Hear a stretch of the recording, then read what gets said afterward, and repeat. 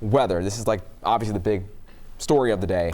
I know you called me out earlier when you were on camera. I was shaking my head. I mean, listen, the single digits, come on, people. The single digits thing, I just can't get with it. They are enough, you know what? They are enough to make anyone frown, to be honest with you. Pretty much, yeah. The only lucky side about this is the fact that it's only here for 2 days. And then it's gone. So yeah, good stuff. Then we'll get back to something that resembles typical December Cincinnati and not the dead of winter like January and early February around here. But it's been a tough go here the past couple of hours. As you can see, Deerfield Township now with up to 6 inches. I mean, the snow's really been piling up here the past 2 to 3 hours with some of these snowfall rates that have been around an inch plus per hour. Loveland, 5.5, Sharonville, 4.5.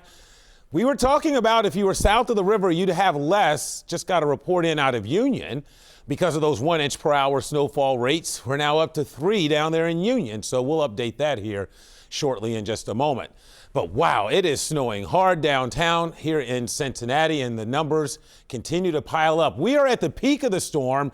Maybe we're now kind of on the other side of the crest, ready to start slowly working our way down. But I mean slowly, because the snow still is not shutting off for about another 3 or 4 hours for us.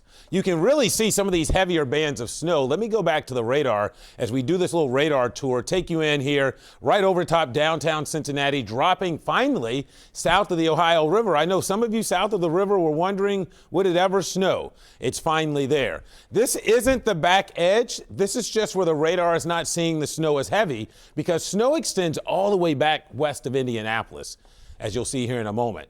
So some of the lighter bands or heavier bands of snow starting to move out of Butler and Warren counties. Again, luckily enough, there's Mason with close to their 6 inches.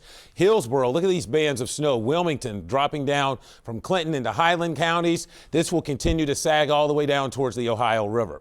So you can really see these very dark blues that are concentrated from Cincinnati back into southern Indiana.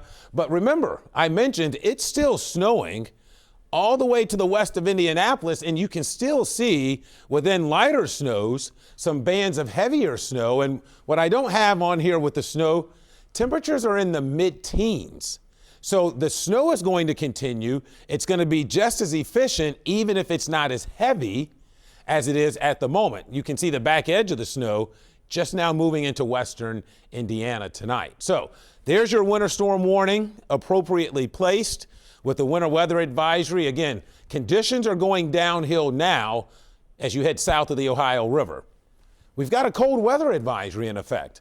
That's because wind chills by morning will be 10 to almost 20 degrees below zero and likely stay around there a good part of the day. So current temperatures, you know, a good chunk of the afternoon, it was snowing and temperatures were in the upper 20s to near 30. So roads stayed in pretty good shape, even though the grassy areas, we're seeing the snow pile up. But now temperatures are starting to get into the low 20s and eventually into the teens, as I mentioned over here in Indiana.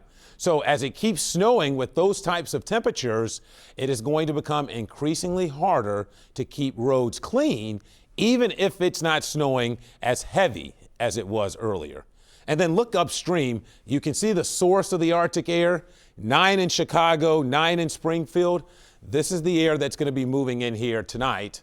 And that's why we've got this 4 to 8 inch snowfall with, again, a sharp drop off, but you're now accumulating in our southern communities as well, where you're going to see the snow pile up here the next couple of hours. So eventually the snow shuts off between about 10 and midnight, and then temperatures free fall with that deep snowpack on the ground will fall quickly down into the single digits. Let me walk you through Futurecast, show you how the snow comes to an end. This is the moderate snow over us right now. Notice it sticks with us. 7:30, still have some decent bands of snow, moderate to heavy at times across us. And then, 10, 11 o'clock, the snow begins to shut off. And then as we work our way into Sunday, I expect mostly cloudy skies and a frigid day. There may be some glimpses at the sun, but it's going to be awfully cold tomorrow.